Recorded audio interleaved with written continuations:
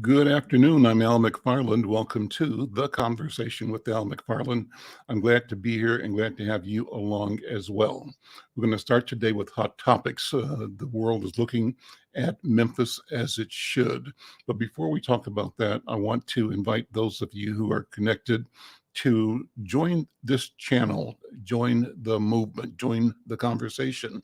We're trying to grow our engagement, our community via our YouTube channel, the Insight News YouTube channel. And you may be connecting with us right now from YouTube on Black Press USA, which is the channel of the National Newspaper Publishers Association.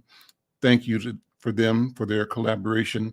You may be connecting on the Insight Facebook page, the Insight Twitter page, or the Insight LinkedIn page. You could be connecting via the Facebook page of NNPA, Black Press USA. However you're connected, thank you. Thank you. But what I want you to do is to help us grow the circulation or the number of members that we have or subscribers we have at Insight News YouTube. So take a minute, go over to YouTube, Insight News channel, subscribe, like, and share. And take a minute and tell people that we're having this conversation about critical issues in our community.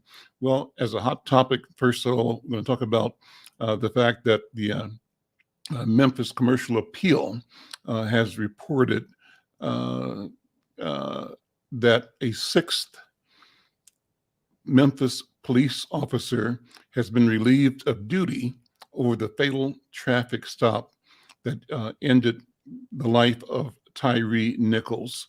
An article written by Lucas Fenton, published about an hour or so ago in the Memphis Commercial Appeal, reads that a sixth Memphis police officer has been placed on leave in connection with the death of Tyree Nichols, the 29-year-old driver who died after a traffic stop.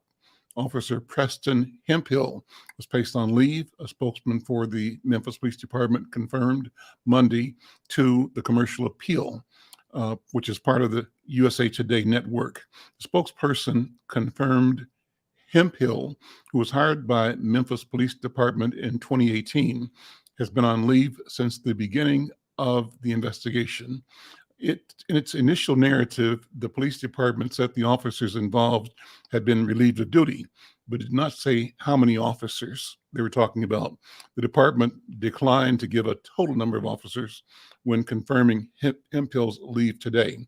But if you've watched the video, there was a bunch.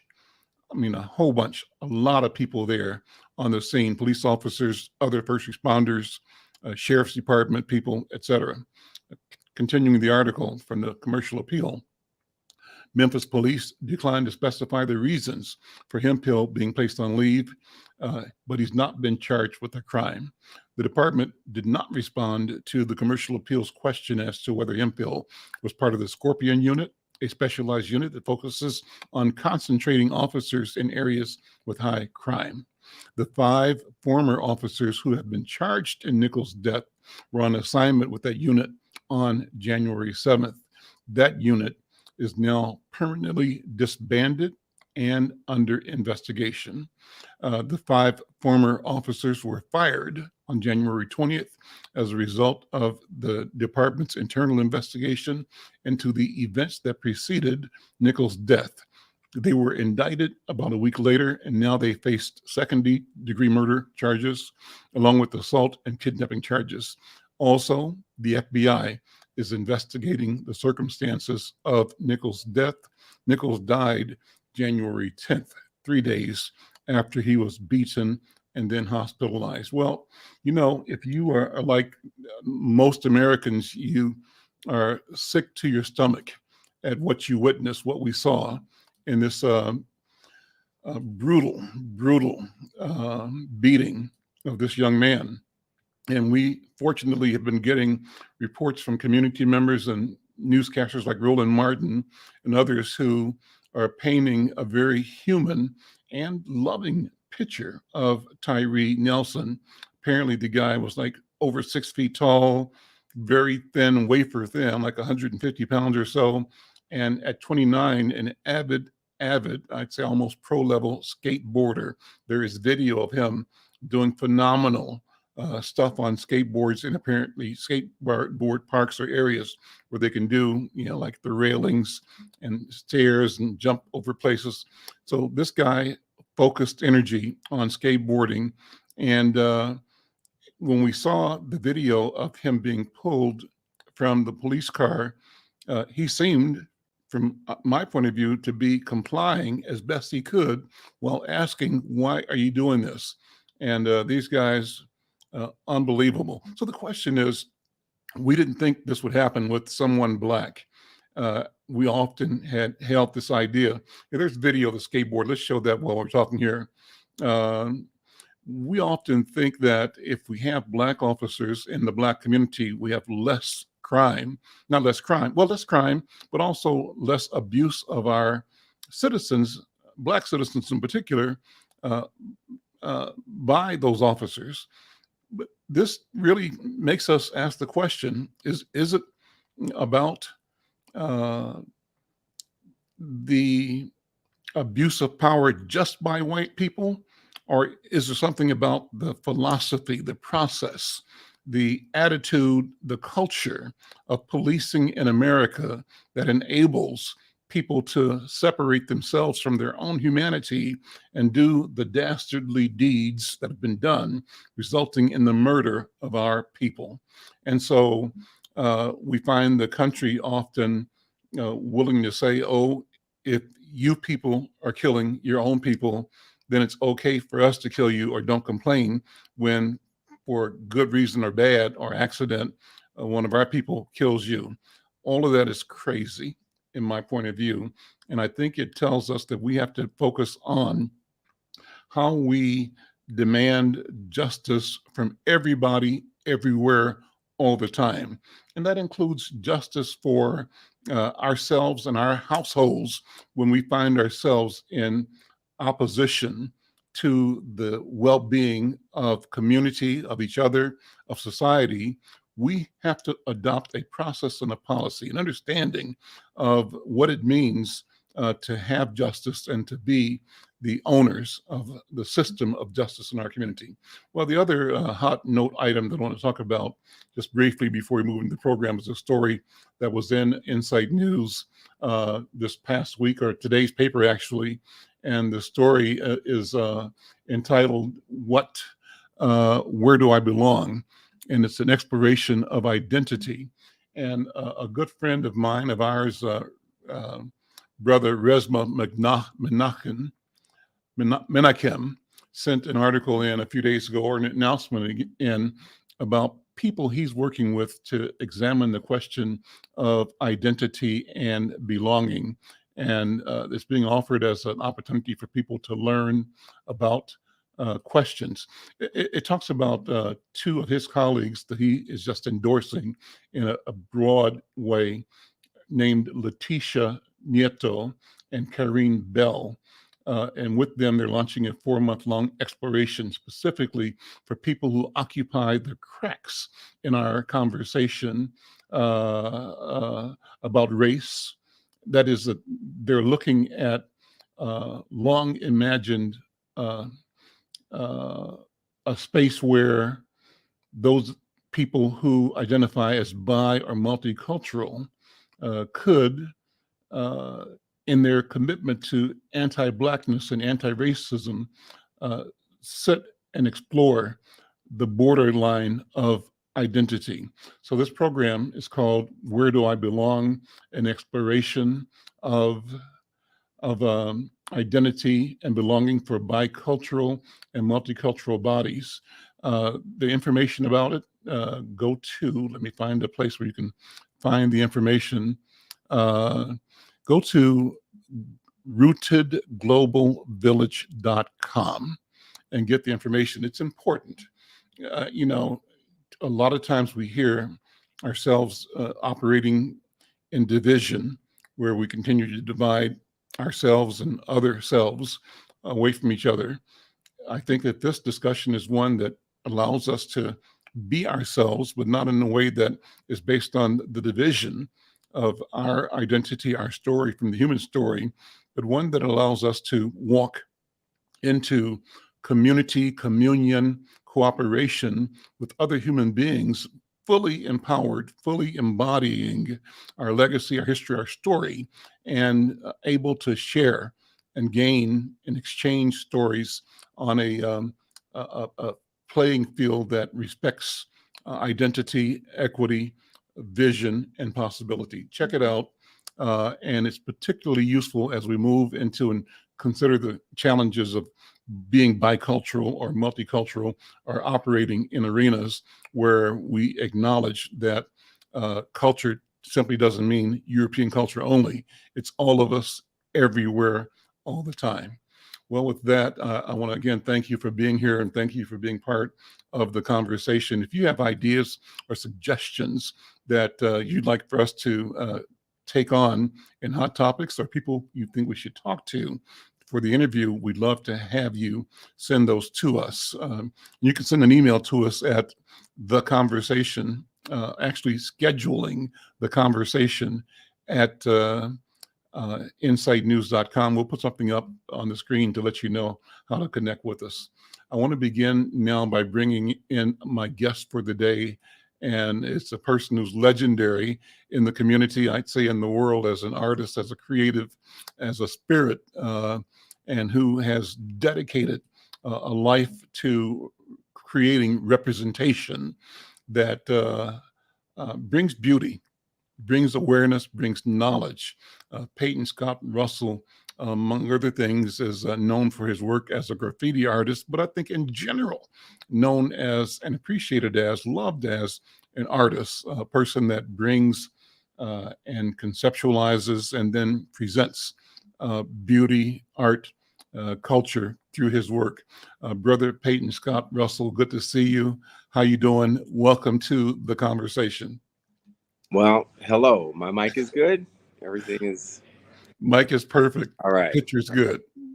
Good. Thank Good. you, Al. Thank you so much for having me on. I super appreciate this opportunity.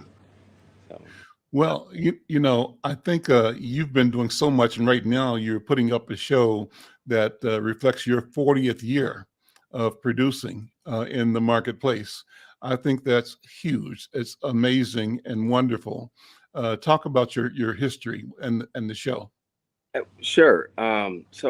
It's funny because all the information got printed at 40, and as I started to dive in to find things, I actually found things a few years back. Mhm. So we're looking at closer to 45 years of work from my elementary school days until last night, like literally. Mm. So, the show opens this Thursday, and I'm still, I work every night, and I'm still kind of like producing some things, but I think I've got everything in the gallery that I want. Um, uh, yeah, so I don't think I'll be cramming in at the last minute trying to get things in. And as you can hear, there's a little bit of noise in the back Mhm. because we're in the gallery, we're setting up right now, and You're it's working. Well, that's cool. Well, that makes this show even more special because the work is in progress. And I think that's so cool. Where is the gallery? it's And in how long does the show last, first of all? I want to say this now, but say it again and again over the course of the interview to remind people to come check it out. Yeah, so it's in White Bear Lake at the White Bear Center for the Arts. Again, yes, in White Bear Lake. Again, it opens this Thursday, 6:30 through 8:30, and it runs till March 3rd. Okay. And how many pieces of work are you going to be showing? Oh, actually, I don't have an actual count. That's Mhm. actually a really good question. I should probably count, but the gallery is completely full. I'm actually even discovering new spaces to hang a few things. Mhm. Kind of not traditional gallery mode. How Um, large is the gallery? How large is the place that you're going to be exhibiting in? Square feet, I don't know. It's about 1,000 square feet, I'm thinking. Is it one I huge don't. Is room? it about 1,000 square feet here? It'd be like 2,000. We got Kyle up on the lift, Hey, Kyle. doing a few things. Yeah, he told me it's maybe about 2,000 square feet. Okay. And Okay. once I started, it was weird because I was already trying to figure out like what wasn't going in the show. Hmm. Um, I've got so much work. Um, Even though the gallery is large, it's not large enough for me to show everything. I can't. Wow. It's just really a fraction of it, Yeah. and I've been like having to make hard decisions to try to Hmm. keep the story, concise and flowing. But I had to eliminate a few things that I didn't want to do. Hmm. But you got to put the show together, and you got to make some decisions sometimes. Hmm. Well, I want to do two things in this interview. One is ask you to walk us through, give us a behind the scenes where you show us your work, things that capture your eye as you walk through, and sort of explain, talk about, let me ask you questions about the particulars on those items. But I also want to talk about Peyton Scott Russell. And I actually want to start there by, brother, asking you just your vision, your mission as an artist when the history books are opened a thousand years from now, and people look at the biographies and bibliographies and come across your name, what will they be saying about Peyton Scott Russell? Wow, nice big question. Um, I mean that is yet to be written. Um, Hmm. I'm in my early 50s.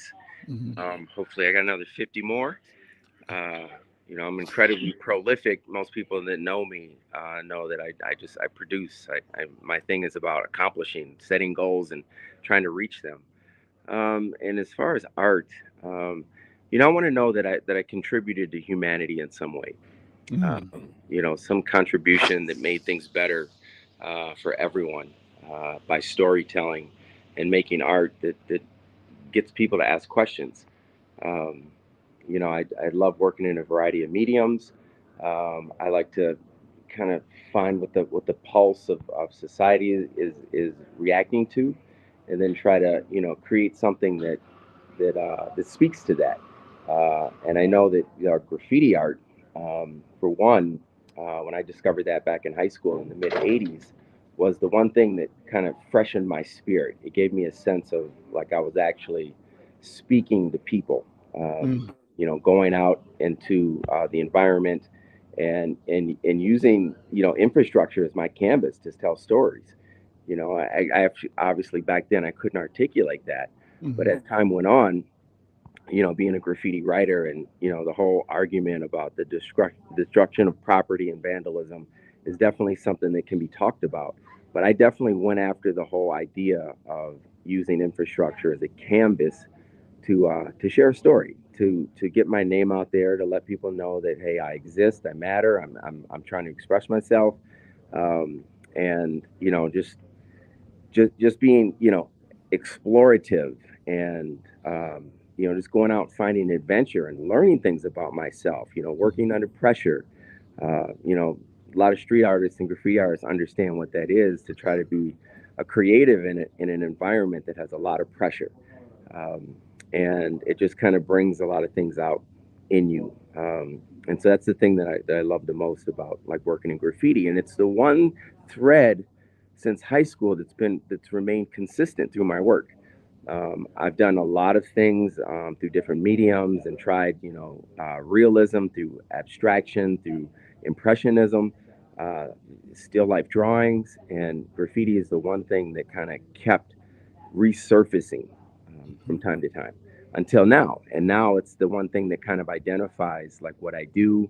I've been able to take the art of graffiti and use it as a teaching curriculum and an educational curriculum, Wow. and show people like the benefit of it. I Hmm. strongly feel that graffiti is a benefit to society and not seen as a detriment only through vandalism. So these are kind of conversations that I have in my classes. um, that the art of creative lettering and the use of spray paint and aerosol and how to do murals. These are like the positive aspects that graffiti itself, even the title and the name, can provide people if you use it like more on that positive standpoint. The name graffiti, graphite, right? Graphite, the lead substance for writing. That's where it comes from, correct? Yes, actually, graffiti is an Italian word that means to write, scribble, scratch on a surface. It Uh-huh. really doesn't have anything to do with The lead. messaging or art, Mm-hmm. vandalism. It just Mm-hmm. means markings on a surface. Mm-hmm. That's the original term. But, Mm-hmm. as time went on, we've redefined that in so many ways. Now it involves writing, it involves style, it involves culture. Um, I mean, it just really has a whole lot of meanings that has been, formed through the way humanity has used it. Let me ask you when you discovered that your gifts, your talents included your ability to both see and produce in an arena that we would call art, that you recognize as art, as opposed to whatever else it might have been. How old were you, and was there a moment of discovery for you? Hmm. I have to say that was pretty early. That was very early on. It's one thing that I feel really blessed about, that even as a child, I knew that, art was going to be something that I was going to do forever. I didn't know quite that it was going to be a career when I was younger. Uh, it was just something that I kind of lived, breathed, and ate and slept with. Even through high school, I didn't even know I could go to college for art. I was under all this pressure about trying to pick a career, and, talking to counselors and just trying to figure out, like, well, what are you going to do after high school? You going to college? You going to get a job? And, I'd make up these stories about what I wanted to do. And then finally someone told me that, hey man, you can go to school for art. And so I was like, wow, wow. So started throwing portfolios around and got accepted to several different schools.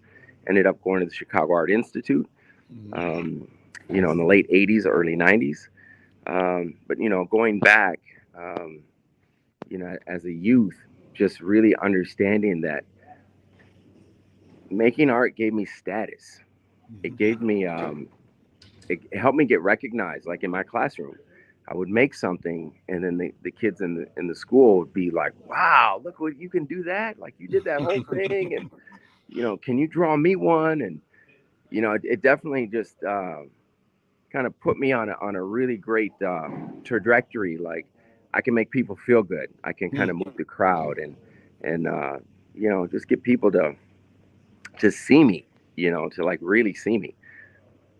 Did you accept that as a gift? Did you explain it to yourself as a gift, or did you discover it as a product of intensive concentration, focus, and study, or both?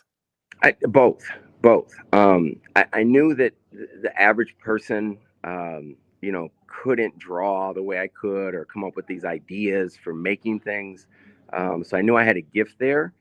But, as I got older, it was a grind. It was a hustle. Trying to have shows, trying to, make a living as an artist.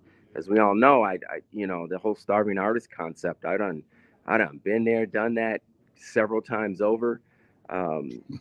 Just struggling with trying to pay bills, and, Hmm. trying to be this free spirit. So it was a hustle and a grind. I mean, it still is. It still is. Hmm. But, I think probably one of my greatest attributes is my drive, is my hunger to go after, again, set a goal, and to go after it, to try to achieve that goal. Do you ever feel a weight, or the weight of the world on your shoulders, on your art? Do you ever feel uh,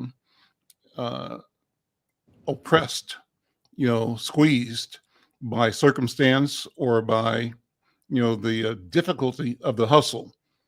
Um, let me go. Yeah, I'm speaking now as a writer and entrepreneur, and I connect with you on this sense of having a drive that really is indomitable. But yet and still, there are days when I wonder, uh, I just wonder in ways that I don't want to wonder. You ever deal with that at all as a creative and as an artist? Yes. I think what I'm feeling, you're saying the wonder part. Um, you throw a bunch of irons in the fire. darts on a wall, you see what sticks. I never, there's one thing though I never did is I never second guessed my creative drive. Uh, Mm, I've never second guessed that. Again, it's just something I feel like I've been born with, and it mhm, has just always been there. And whether or not I can persuade people to come to the shows, take a look, to purchase a piece of work, to give me a commission, to maybe I'm accepted in, I get the application on the grant. These are the things that I would question, like how can I be better at that? How mhm, can I land that a little stronger?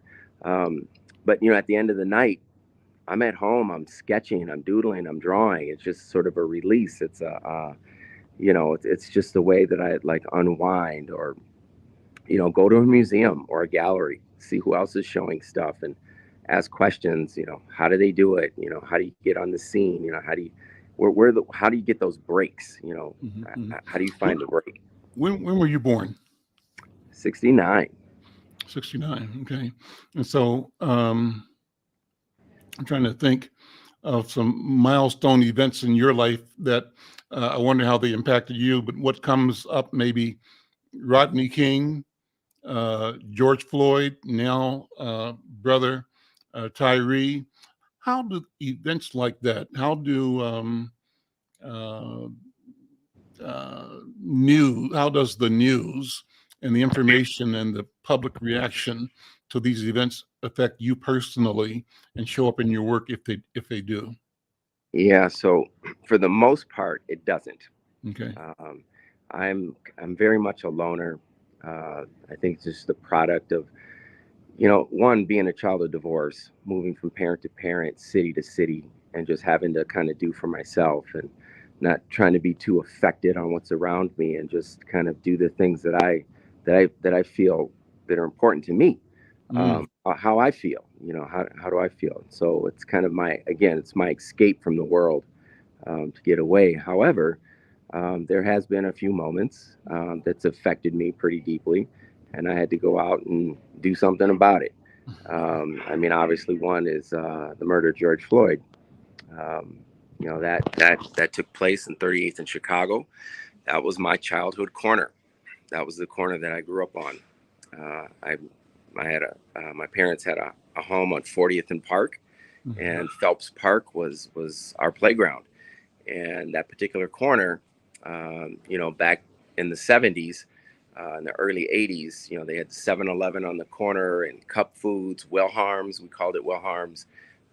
They had the first video games, and so all the kids would meet there, and we'd play Asteroids and Space Invaders, get kicked out sometimes, just being little kids. But that corner was the corner that I grew up on. When I was about 12 years old, my mother moved off of the corner, and then we lived in Wisconsin for a quick moment, and then I moved back in with my dad, and that's when I moved over north. Started mhm, North High, and been a North Sider ever since.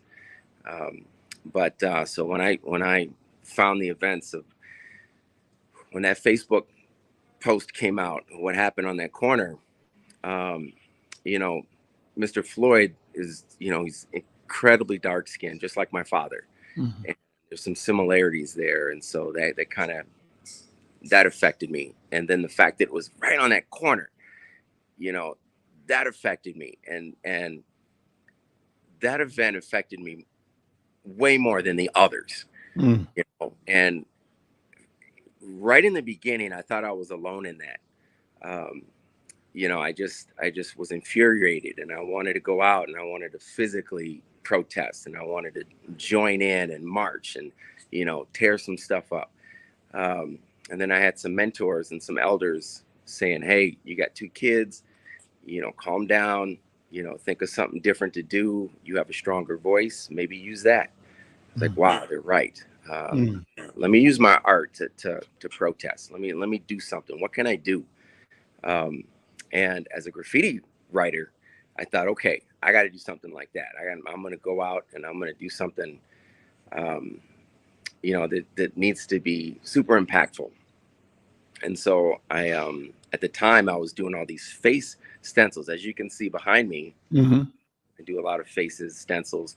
I said, okay, his selfie started surfacing. So I took that selfie and I was like, all right, I'm gonna use this, and I'm gonna want to make this as big as I can, and I'm gonna place it somewhere that's incredibly intrusive. Like I'm gonna block traffic. I'm gonna Mm. I'm gonna put this somewhere right in the middle of the street, so it stops traffic.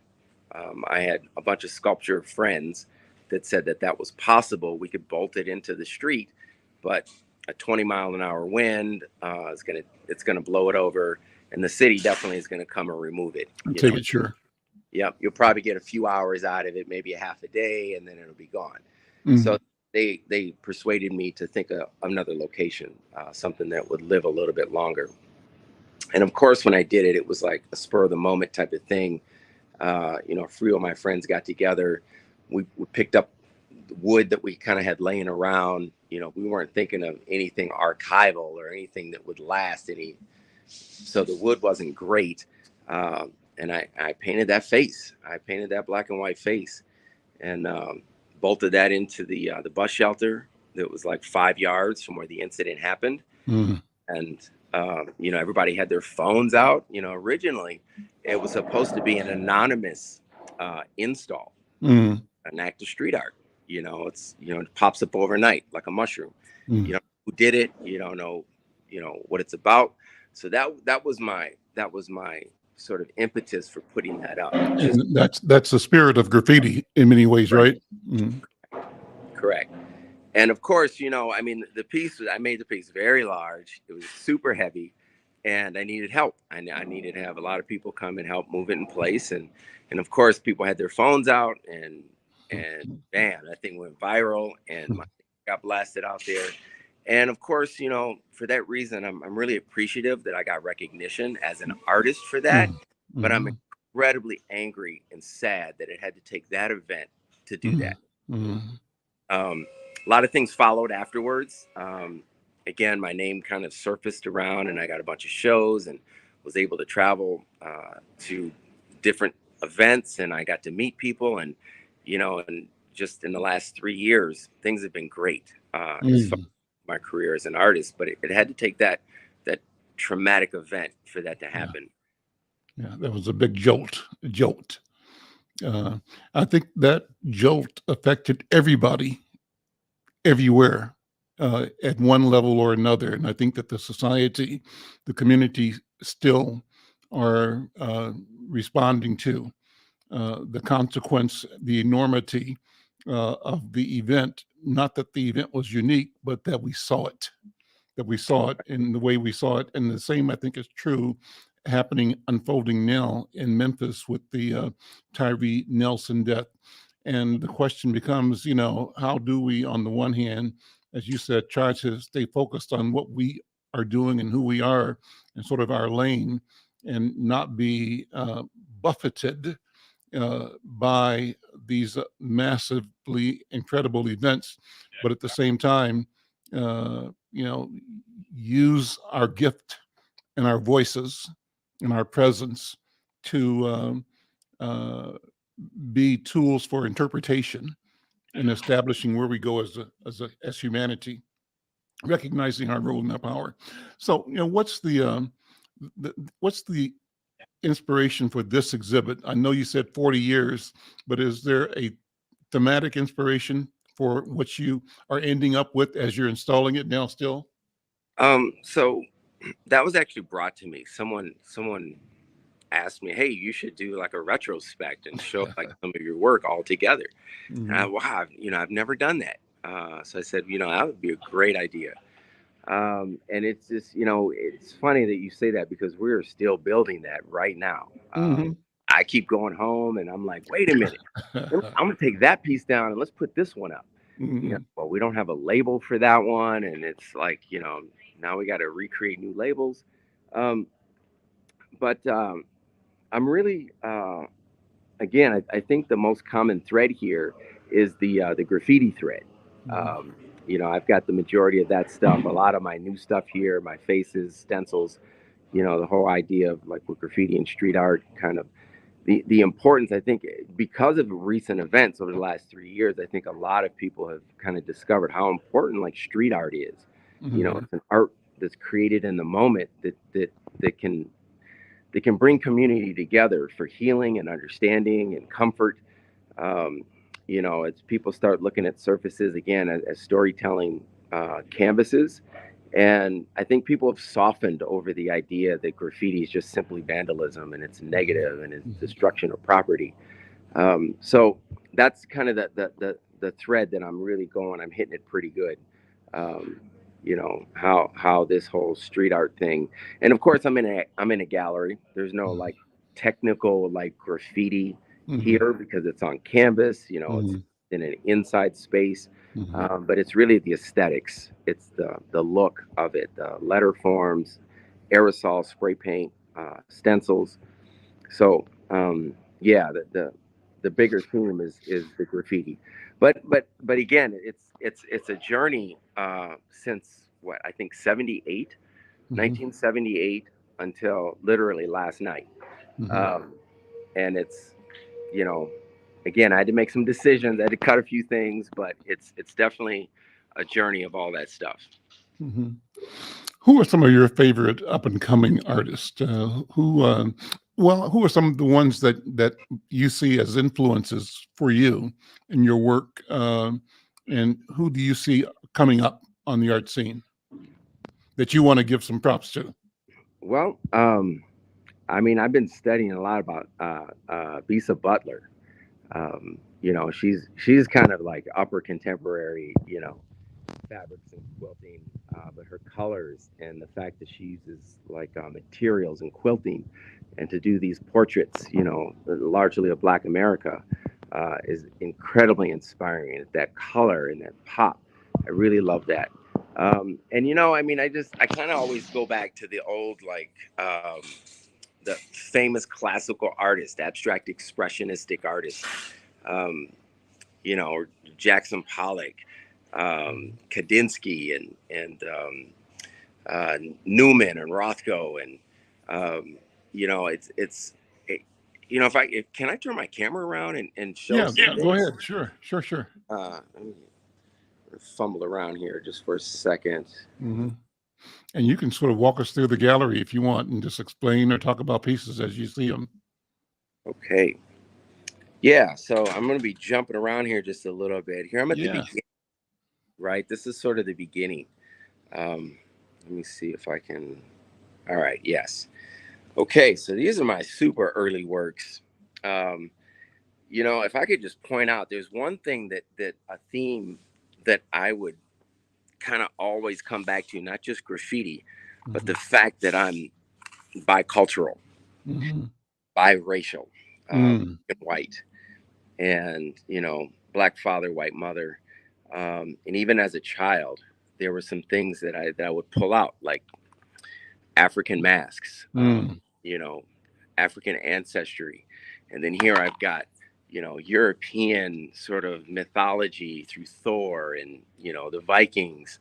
Um, and, I'm so happy and proud that these items have stuck around this long. I mean, this is like cardboard, it's been water damaged, it's fallen Mm. apart. And this thing, I just have no idea how this thing survived. Paper mache, Mm-hmm. again, I had a whole bunch of these. I was very influenced by comic books, and African masks, and I'm just really glad that these two items were able to survive. Wow. My first experience with screen printing was a T-shirt design contest that I won at Marcy, Hmm. uh, Marcy Open School. Um, Drew this design in partnership with a classmate. And part of winning the design, we got to go see these T-shirts printed. So we got to see how screen printing worked. And funny story would be later in life, I would own my own T-shirt company and became like this master screen printer. Wow. It's like these three items, like I think are the three pieces that are most important to me in the whole show. Mm. Well, they're the foundation, right? Foundation. Yep, just reliving my childhood. And of course, there was stuff that way before then. My mother tells me that I was a toddler, drawing and doing things. Um, But these are what's here. Then I start getting into middle school. I was Mm-hmm. very much into Dungeons and Dragons, fantasy role playing game where you could just live in your imagination, which obviously spoke to me a lot. Being a creative, you're just always dreaming and thinking about, adventures and exploration. Uh, my childhood stuffed animal, Hmm. I actually drew that in '99 when I was a little older, but I place it here because it has relevance in this time period. And moving into high school is when we started doing these graffiti jackets. That was my very first graffiti jacket, and then several people out there. I did dozens of these with my friends. That was when I discovered graffiti, and then all my high school stuff, my typical high school, portraits, still life drawings, landscapes. Um, just trying to get your technical chops together. Mm-hmm. And then we get into college, where I got into screen printing and just thinking about different concepts. Um, I was very much into martial arts. I still am Mm-hmm. today. What But do you do? What's your form? it's Hapkido and Taekwondo. Okay. Yep. So I've been doing that just as almost as long as I've been an artist. So Mm-hmm. it's like two art forms in my life that have gone hand in hand. Mm-hmm. But some of my early studies were about the figure, figures combating, martial art just forms, Mm-hmm. kind of taking that into a surreal. Mm-hmm. So then, after graduation, like to hear who's that? Brother Prince and Yeah. So, Jimmy. Yeah. yep. So Jimmy, I was way more influenced with Jimmy before I got bit by the Prince bug. Ah. Crazy. I was just very much into Hendrix, and so in the early '90s, I was selected as one of the artists for Glam Slam at Prince's Club. Mm. And when I had my first show there, I created a bunch of, Cindy Crawford was really famous in the '90s, and so I was very also influenced by Andy Warhol. So I wanted Mm-hmm. it, and it kind of reflected that Warhol pop look and famous people at the time. And then I've got some other portraits, but again, I had to make some decisions and cut some people out. And so this was like right after graduation. This is when I got into Glam Slam and moved back to Minneapolis. Self-portrait back then, and then I would go back into this whole conceptual idea of just kind of thinking of, I don't know, like your mind, like what can you think about? Getting back into graffiti. Again, graffiti would always surface. Mm-hmm. Here I'm trying to take the elements, still life drawing, the idea of tagging, printmaking, spray painting, and then doing these mixed media pieces. This is an ode to Andy Warhol with the soup cans, but I'm using spray cans Mm-hmm. Hmm. stacked up in a sculptural form. Mm-hmm. And then back to screen printing, which at the time in the '90s going into the 2000s was the thing that I did the most. It was the thing that I actually tried to make it as an artist Mm-hmm. on the gallery scene. As you can see, these pieces are pretty decorative, and I could sell these. But I just remembered not feeling like completely satisfied, like there was something missing. I was just doing pretty art, and it wasn't speaking. I didn't feel like I was really saying anything, and I started teaching at this time, and I would have a student every once in a while that could work really conceptually, and I was a little bit envious of that. I wish I could just kind of like create something that would like get people to think about stuff. And the one thing that would do that for me was getting back into graffiti art. Okay. So again, that kind of kept surfacing up, and then I kind of fast forward to the whole graffiti thing, where I'm focusing on these letters. This is a collage format, gold leaf, spray paint Mm-hmm. background, and cut paper. These are all formed together. These are different letters of the alphabet. Mm-hmm. These have yet to be hung up yet. And then the stuff that I'm doing today, where I do these traditional graffiti motifs, Mm-hmm. but then I block them out. If you notice, like walls around town or the city is covered over graffiti, we call that the buff. That's how it looks. Yeah. Yeah, the buff. Graffiti's been erased. And so it actually helped me get back into the one medium that I love the most was, excuse me, abstract expressionism. It just reminds me of Rothko and Newman, the action of painting and just the idea of the motion of painting and just kind of letting it be. So I would do these graffiti pieces and then do this patchwork and then cover parts of it up. So I kind of feel like it's enabled me to reinterpret abstract expressionism into my graffiti. And then of course these are like the things that I do like just the other night. A little peek of this. Mm-hmm. So as in a sculptural form, I do these stencils in this layering process. Oh, that's a stencil. Oh, man. Oh. And behind the stencil is like a graffiti piece that's halfway buffed, and the stencil goes on top. So there's a depth. You guys really have to come to the show and see this. See how it lays, and you can see the shadows, and it's really powerful. Mm-hmm. And this particular theme, kind of these faces. One of the new concepts that I'm dealing with is again multicultural. This is unbelievable, man. I'm just blown away at these images.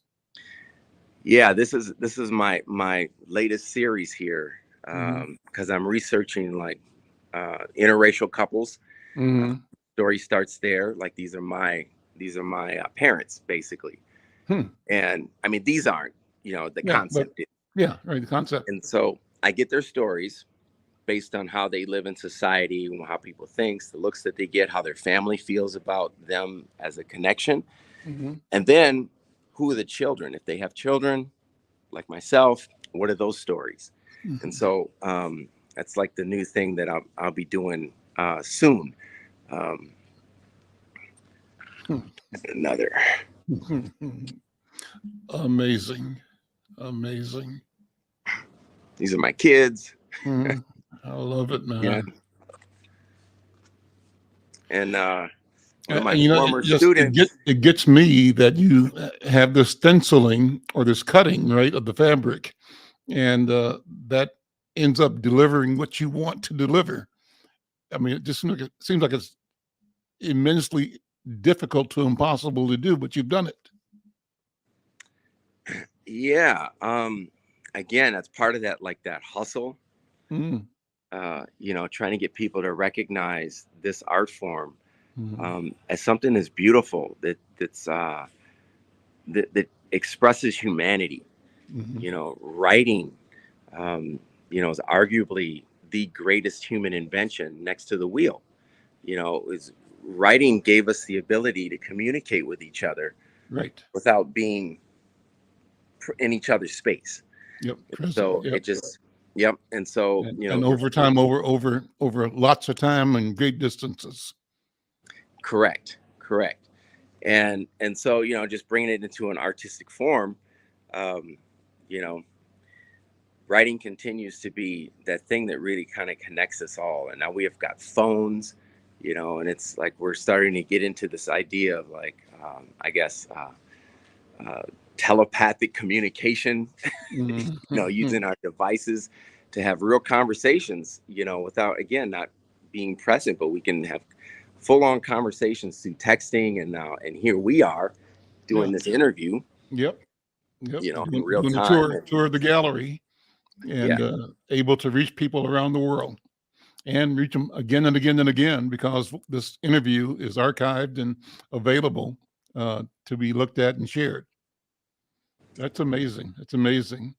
And so we got about 5 minutes more to go. I wanted to ask you about this idea of graffiti again, of writing, and what writing means to you. You touched on it, the value, the power of being able to communicate over distances and over time. And when you are creating graffiti, what thoughts are you channeling about the nature of what you're doing? Not only the message, but the nature of creating. Sure. First, it starts. So actually, when I go out and I paint, because full disclosure, I still paint. I still go out. I'm still active. Um, Obviously not as much as I used to. Got some little age happening, but it's first about exploration. I love like discovering nooks and crannies of my environment in the city, and discovering canvases throughout the world to write on. And then I think about like, what is this going to do? Like, how is this message going to be carried across? And it's not so much about what I'm writing, but it's about like the energy behind it. Mhm. Again, I'm trying to get people to wonder, like, when they see something in a spot that's challenging to get to, or it's really high up, or it's traveling on a train. People are like, "Who did that? What Mhm. does it say? Mhm. How did they do it?" You're now in a dialogue with the artist. You have this communication, as we talked about, through writing, and people are starting to ask questions. And I think that's on an ethereal, like spiritual level, it's super powerful. Again, it binds us and it connects us. So when I'm out doing that, those things are conscious to me. Even in high school, when I discovered this and I was out doing this, I never considered myself like that I was actually doing something wrong, Mhm. that I was destroying property. I felt I was beautifying a space, and Mm. giving the ability for someone to go, "Wow, this is great! Like, Mhm. who did this? Look at these colors." Find some bridge somewhere that's kind of hard to get to. I definitely, a lot of graffiti writers and graffiti artists and street artists, we seek out our spots, and Mhm. we have morals and etiquette of where things go. Mhm. Not everybody. I mean, there's definitely people out there that are in it for a little bit more shock and attention getting. Mhm. But those of us that are really interested in again contributing to humanity will go out and think about location and how this is going to affect someone. I don't W- want anybody personally to go out and have to like try to fix anything that I've done. Right. Uh, so What have you done around the world? I've got about 4 or 5 minutes. So a couple of questions for you. One is, where else have you been and done work around the world, around the country? Two is it conceivable that a graffiti artist would have a catalog that shows you where in a city you could find his art, or is that a contradiction to the secretive mission of placement? That's that. And then the third question is, I would love to have one of your pieces on the cover of Insight News next week to promote this show. So would you think about, and when we're done today, if you like the idea, send me an image that we can be full page, full cover for next Monday's, I think that's awesome. issue of Insight. Love to have it there. Thank you. So yeah, if I can zip through these questions, yeah, I'll take the first one. So the graffiti community, the graffiti culture is a very mysterious, anonymous culture, and it's not like there's a Rolodex where you can just figure out who someone is and then contact them. But through technology, you can Google someone's name, and the artwork will usually pop up, and then you can kind of just do your own research to try to find those folks. But I've had people, since I'm accessible through teaching. I'm a little easier to find, and a lot of people will reach out to me to Sure. ask questions, and to get more graffiti people involved with art, murals, teaching classes, et cetera, et cetera. Places I've been in the world. I've been to Argentina, Mm. and these are all places that I painted and created. I've had art shows. I painted on the street. I've even like kickboxed in Argentina, Mexico, Puerto Vallarta. There's a graffiti fest that happens there each year. Going back this year, and I'm actually bringing 3 of my contemporaries with me. So we're going to be painting there this year in Mexico. I've been to Yugoslavia. Wow. Originally went there for a kickboxing tournament. Again, martial arts was really huge in my life, and I ended up doing a world tournament. And it is a whole nother story to get into, but I ended up meeting some graffiti artists in Yugoslavia and them taking me out to go paint. That was just an incredibly wild story. It's one of my greatest trips. Where else? I mean, all over the United States. You got to be a legend in your profession as a fighter, as a kickboxer, as a boxer, as a martial artist, and a creative painter. I mean, that's wow. Yeah. I mean, I've done some things, but like I said earlier, it's always a hustle. It's still a grind. I'm still looking for those huge breaks. Things are great. I'm feel really blessed. But yeah, I'm still, it continues. We got looking a for the minute left. Let's promote the next gig. show. Let people know where and when and how long. Again, give them the address and the name of the project. Yeah, so it's White Bear Center for the Arts in White Bear Lake. I don't have the address, but again, you can just Google type that in. Yep. It'll come up. It opens this Thursday, 6:30 is the opening, and it goes till 8:30. And I'll be addressing the crowd at 7. I will say that just looking at weather, it's going to be kind of cold, so. I know that may deter some people coming out, but I mean, it's February, it's Minnesota. Come on, people. We know what it is. It's gonna be cold. Come on out. Anyway, I'll warm you up once you get in here. And if you don't make it during the opening, my show is up through March 3rd. So Fantastic. You have all of February and just a few days in March. Awesome. Listen, brother, thank you so much. This has been such a wonderful learning experience for me. I'm celebrating you and celebrating your vision, your work, and thanking you. I'm in gratitude for you being you and what you bring to beauty and in beauty to the world. Thank you so much. Thank you for having me, Al. All right. Thank you so much. And I'm going to hit you back on getting you on the cover of Inside News, okay? Yes. Yeah, let's do that. All right. Great. Okay. All right. I'm Al McFarlane. This is The Conversation. Thanks to Peyton Scott Russell. Go see him. Go check him out. We'll see you next time. Take care.